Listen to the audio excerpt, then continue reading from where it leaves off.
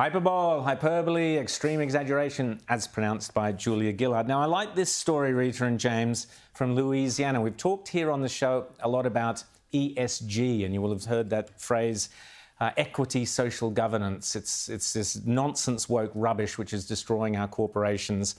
Listen to this, the Louisiana State Treasurer, John Schroeder, has announced on Wednesday that they will withdraw $794 million in Treasury funds from BlackRock. That's the investment mega hedge fund managers over their ESG green energy activism. James? And this is the way things have to go. If you want to end wokeness, there has to be a cost to it. This whole environmental social governance program, which is essentially corporate Marxism, being forced by huge investment funds with their weight of money onto corporations that don't necessarily want to go down this road, but then they have to go and get the certifications if they want to do business. It's this whole sort of parallel certification thing for governments. Now, Louisiana is a huge energy producing state.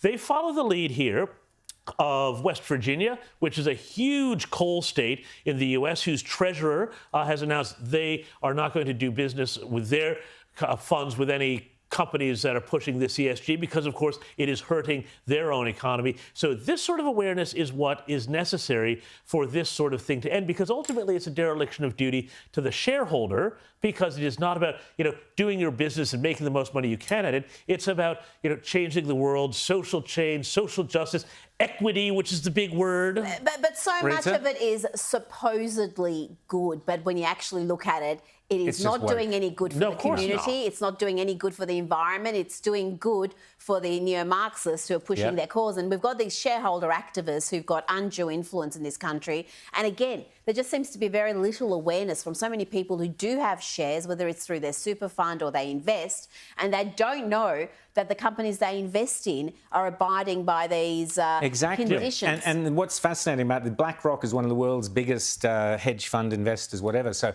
super funds, all sorts of companies have invested with this mob. Louisiana and, as James said, Virginia have gone and said, right, that's it. If you're doing ESG, you're out of it. This is the complete opposite to what the cowards in the Liberal Party did in the last term of government, when Scott Morrison and Josh Frydenberg and Simon Birmingham repeated it, told us that the reason we were going to net zero was to satisfy international hedge fund managers, i.e. the BlackRocks, thereby putting at risk your superannuation, your future retirement, your investments. That's what they did to you. Never forget it. And come on, Louisiana, James, Virginia, what about Australia? The greatest coal nation on earth, the greatest energy provider, fossil fuel nation on earth. We should be fighting back against this. Our investors should be saying, no way, you stick ESG on your shares, you're out the window, buddy, the lot of you. We should be backing what we have in this country, Rita.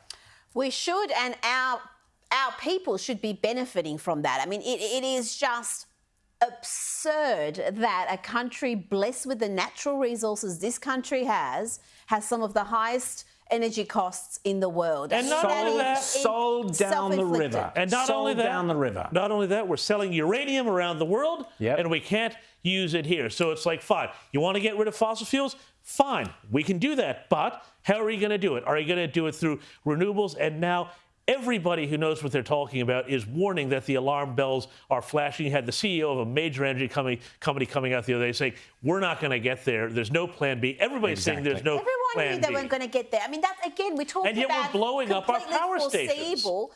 Everything we're seeing in Europe was foreseeable. Even if this Russian invasion of Ukraine didn't happen, the energy crisis in Europe was underway. This just made it worse. But we know what's going to happen. We know what harm we're going to inflict on our people, on our businesses, and we're just going ahead. Well, it's up to people. It's up to the people of Australia to take the power back into their own hands, to say we'll pull out of a super fund. If you're going to go ESG and work, we're out. Go to your bank and say, if you're going to be all four banks at work, take your money to a smaller bank, take it elsewhere.